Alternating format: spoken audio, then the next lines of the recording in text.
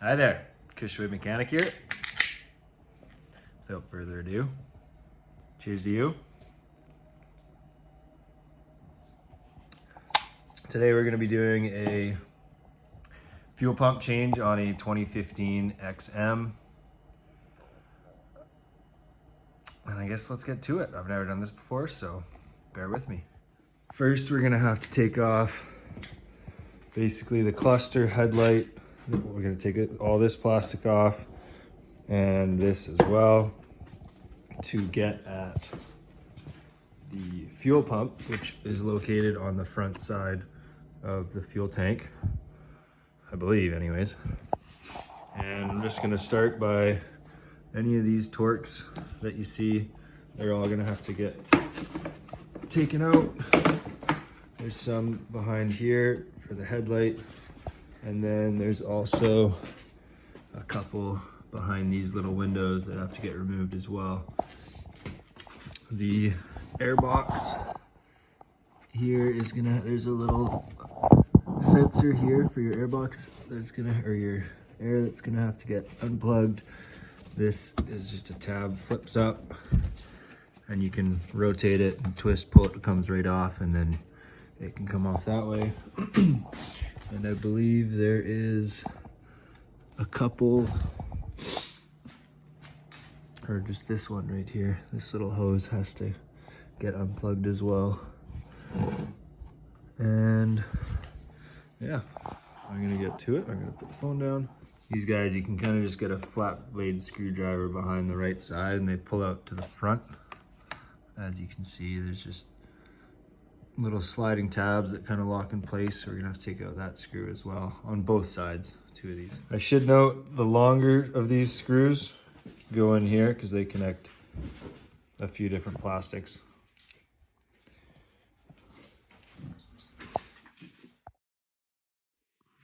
Once all these screws are off, you can just kind of lift here or here, pull this up off, and then there's a little plug that you just gotta unplug. Mine was already unplugged because I unplugged it and forgot the video, but just a little tab that you press down, pops right off. And then another one right here. And don't forget about our air box plug here. That one needs to come off. It's kind of tough to do with one hand, but that guy comes off, and then once you have that, you can lift this tab. That just twists, and you can see there's a little slot there. Once that twists, it should just pop straight backwards like that, and you can get that out of the way.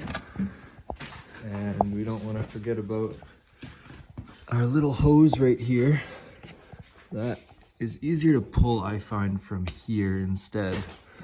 And you don't have to squeeze your hand all the way up there to get at it. But now that I have all those screws off,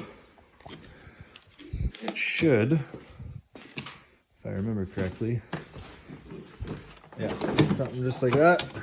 Before we go too far, let's make sure we haven't forgotten any wires, which I have. Just one little one because I have a little extra LED light there. Pop that guy. Pop, pop, pop. And look at that. That's off. And you probably don't have to do all this stuff to do your fuel pump, but I am, because I'm also going to do my spark plug wires and spark plugs. And it's just a lot easier to do this way. But I was having connection issues, so a lot easier this way. Anyways, moving on, we're gonna take this plastic off next. So I'll have to take off the gas cap. Usually just put 2 screwdrivers small enough in there, or if you have the proper tool, always works better. This twists off, so then it loosens off this guy. Screw here and screw there. And then we're gonna have to unplug. If you have an auxiliary light switch here, and then these wires we're gonna have to unplug. See if I can do these with one hand. There we go. And our tether. That's that one. And my switch here is gonna have to stay connected. Yeah, that one I'll just leave on. Anyways, that's pretty much it. Now I can just get this guy off and slides back and up and out. So I typically don't have always the right tools to do things. So I usually grab the first thing I can find. And in my case today, I got two golf tees. Yeah, look at that. I got lucky. It's a little loose. There. And make sure you have a good spot to put everything. Don't do what I'm doing and like leaving your gas cap and tether and just random stuff everywhere. Make sure you have like a nice workbench to put stuff on, like another person's sled, or yeah, just be smart about it. If you want to take your seat off, quick tip, there's a little tab there. Lift up the front of the seat, grab that tab, pull, the seat comes right off. And then anything in your rear hatch there just sits right on top. Throw that to the side. Is this your beer? It's my beer. Okay, thanks.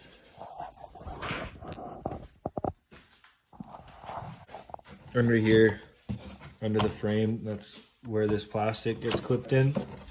So it's a little easier to access. I got those screws off now. I just, yeah, kind of pull up. So everything in these sleds either clicks or pops. So to make it a little easier to get it, these bolts, what I'm gonna do is I'm gonna take this little plastic shroud off, and you just have to push up on these tabs on both sides and then shimmy that forwards. And then do the same on the back side. Probably spin it around here. Well, no luck with that one. So I'm just gonna, you know what? I'm just gonna leave it there. I think it's pretty happy where it is, so. But the other piece in there, in my parts bin, along with my empty beer can. Where's my 12? I don't know, where's your 12? Or my 10? Do you have my 10 mil? No. Oh, my 12s. Oh, right. It's 13. Oh, I have my 10 mil. So now we got all the, now that we have all the steering column supports off, and we got these off, I only just found this out, but you can kind of pull up on the back side of the tank. Should go wide angle here. And then these little washers, make sure you don't lose them. Put them in our handy dandy catch bin. Uh-oh. Go over to the other side. Don't forget this one. It's important.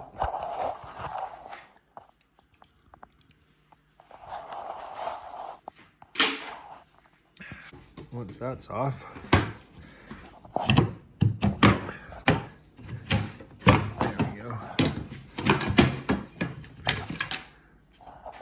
there we go. Yeah, I was gonna take this off because that is where our fuel pump's located. So these two can come off, and then we can pop this clip here, which I'm pretty sure you just push in there, and then it should slide right off. Gas will come out of there, and if you started your sled recently, these will be pressurized. So just be careful. You can put a rag all the way around it while you take it off, and that way it kind of catches a little bit of the gas that's going to spray everywhere. This hose, don't forget about that one. And I think after that, our gas tank is off. I don't actually know. Like I said, I have no idea what I'm doing. What's your money? This drill bit's really Sorry. dull. Anyways,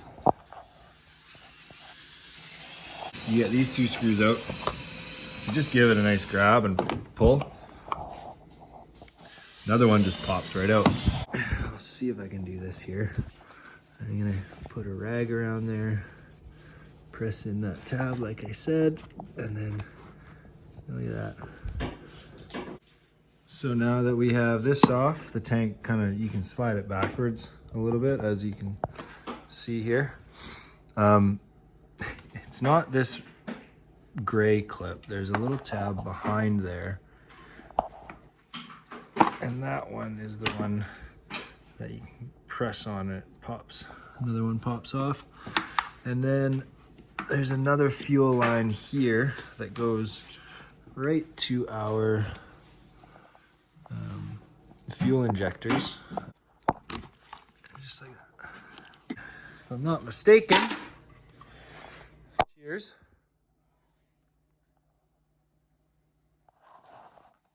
That's the tank.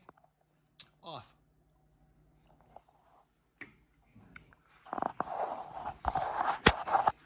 There we go.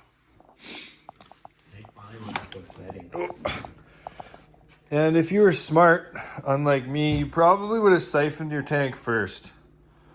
But yeah, plug that hole, tip it upside down, and pour that into a jerry can.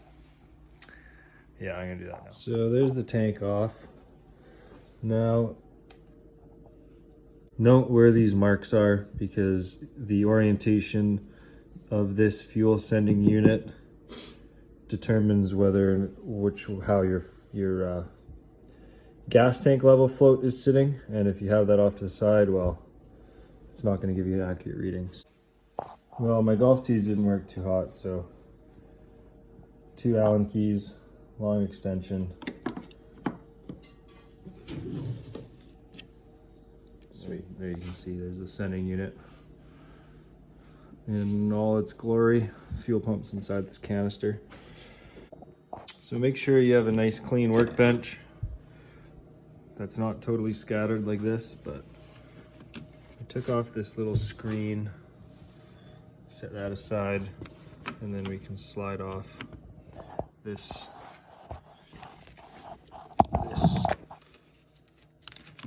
fuel level sending unit and put that aside in a safe spot so it doesn't get damaged. And then we have access to this canister. So with a little help with a third set of hands and a screwdriver, you can push down all 3 of these tabs at the same time, pop this top off, and there is your lovely fuel pump. So once you unfeed this wire through the hole here, it actually just slides right out. And yeah, it's quite dirty in there, just from dirty jerry cans and whatnot. So I'm gonna rinse that out with some clean gas. And you can see the sock here too. That definitely wouldn't have been helping my issue that I was having. Yeah, very nice. So using a nice pair of scissors that you found from your in-laws kitchen, you can lift up on this tab right here. It just sits right there, and then this just pops right off, and this should slide right out, and there is your old fuel pump, just like that. Piece of cake, isn't it? Quick shout out to Quantum Fuel Systems for making these sweet new fuel pumps. Even comes with a new sock. So once you get the fuel pump, it does have this cap that you can take off, and it just slides into the housing, and then orient it until it sits where it likes to, which is right there. And then we can put our sock on, and I unplugged the factory cable wires, and it does or doesn't.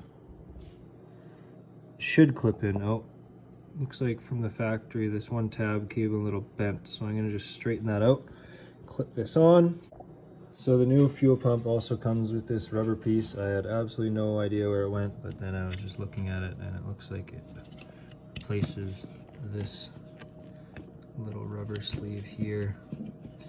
It's new, may as well use it. Looks like the inner diameter is a little bit different, but I'm sure it'll be fine. Slides in there, and then once this is back in that housing, that meets that.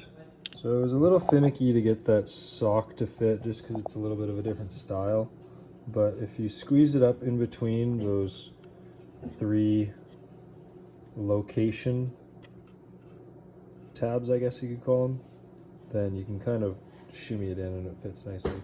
Note that the electrical line is opposite this.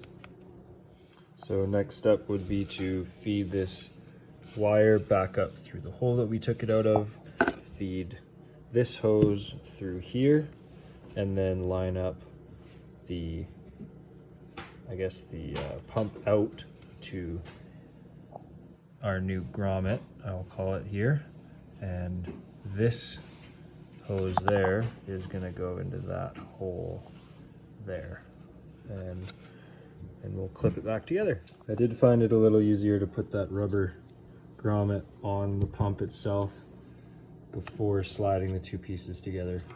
Before I was having a little bit of trouble. And now that that's back together, I can reattach my fuel level sending unit, my filter. First slide this hose through here, clip this together, orient these in the right way, which I didn't take note because I was taking a video, so I can just look back at my video, but look at this. They actually make them so you can't get it wrong. You can see how there's a little radius on either side there, and there's a radius on either side there, so they actually only go in one way. Look at that. Skidoo is so smart. I bet you Polaris wouldn't do something like that. Anyways, those are together. I'm gonna put this on, the hose, put it back together, throw it back in. Oh, don't forget my pressure regulator. I'll fix that. There we go, fuel pump, everything, sending unit, everything's back in. Now I did manage to get it a little tighter than it was previously, and the paint pen marks actually line up now, which is pretty good. And if you don't orient this completely the right way, it can only really go one way within 5 to 10 degrees. Just know that that float just needs to be going completely vertical up and down as a float works. That's pretty much all there is to it. So I probably won't video the whole rest of this. The only one last thing I wanted to mention is when I took this off, I remembered that I put a little knot here on the opposite side of the pull cord handle. Always put a knot there, because when this knot breaks or when this shears, then your pull cord doesn't go all the way back down into the recoil. So put a little knot there, it'll save you in the future. Anyways, everything else just goes on the way it came off. That's really all there is to it. If you feel lost, just watch the video in reverse. Thanks. Thanks for watching, and this one's for you. Cheers.